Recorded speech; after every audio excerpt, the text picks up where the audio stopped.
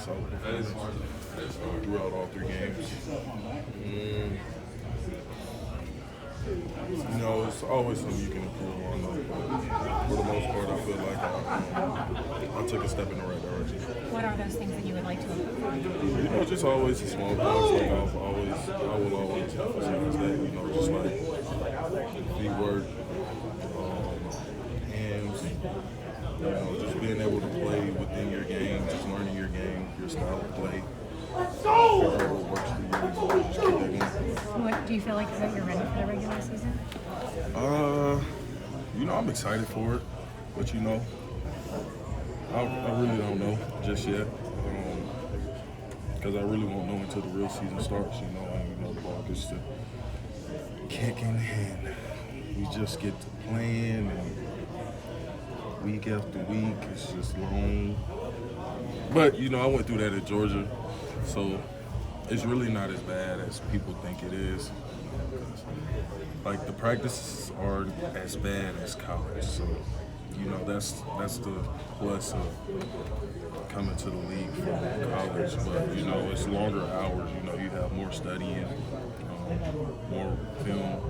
You know you want to take care of your body more. You know it's a lot of different things you want to improve on that you think don't matter that really play a big factor. So what has been the toughest transition then from college ball to the NFL? Getting up at 6:30 every morning. I feel like that's the biggest thing for me, because me personally, I'm not a morning person. I'm not gonna lie to you. So just being able to get up out of bed and you know get my day started off right. But I feel like I've done pretty well. You're obviously engaged in a competition with Dan Moore, but what's your relationship with him like? Man, Dan's great.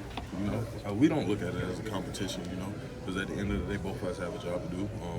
It just comes down to the best man at the end of the day. No hard feelings between me and him. So that's really all it is to it. What's the most important thing you've learned from Dan, being a veteran that's been in this system for a few years? Using my hands and passing, you know, that's the biggest. That was the biggest emphasis for me, you know, when I first got here. You know, just being more hands-on, using my hands, and you know, trying to fix that within the techniques. Nick Herbig's gotten a couple sacks in the preseason games. What's the toughest part about going up against him? His speed, without a doubt. You know, I think his size plays a factor too a little bit, but his speed is for sure top priority. You know, with him. He knows how to get off the ball. His speed sets up his rushes. You know, so it's tough to play on. You know what I'm saying?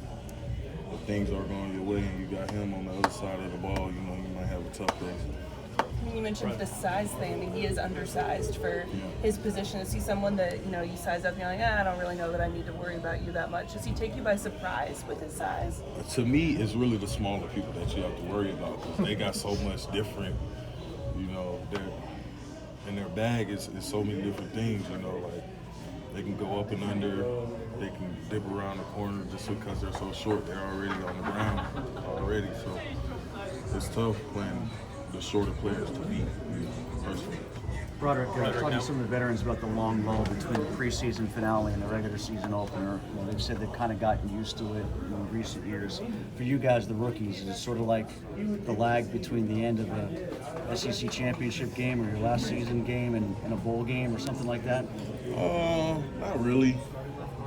A little bit, but you really can't look at it like that too much, because you know you still got things you got to prepare for. So you really just got to keep the ball rolling. You know, it's really like a year-round job around here. Like it's never finished. Even in the off season, you're always continuing to work on something. You're always trying to improve on something. That's really how I look at it. Right to that point, what do you do to keep that positive momentum going? And how can you do it without preseason games or with lack of contact really in practice? Man, just the love of the game. You know, that's really what keeps it going. Because it gets tough. Like it's fun and all, you know, like on game days and stuff.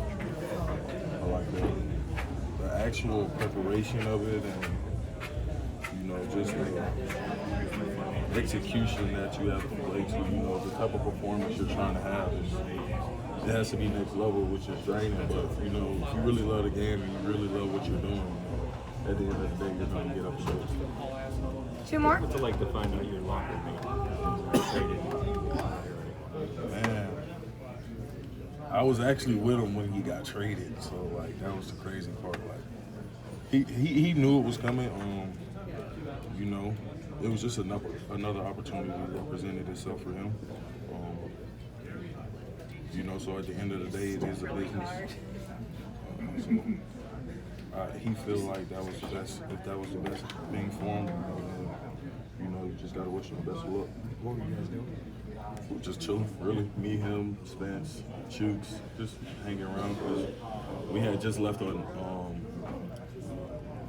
What would we do? Go-karting? We did go-kart yesterday. We had just left that event, so you know, just sitting around, chilling, nothing to do, time to waste. So. You at least went and got the man a beer or something, didn't you? Nah. I should have. I probably should have. I didn't think about it. All right, thank you.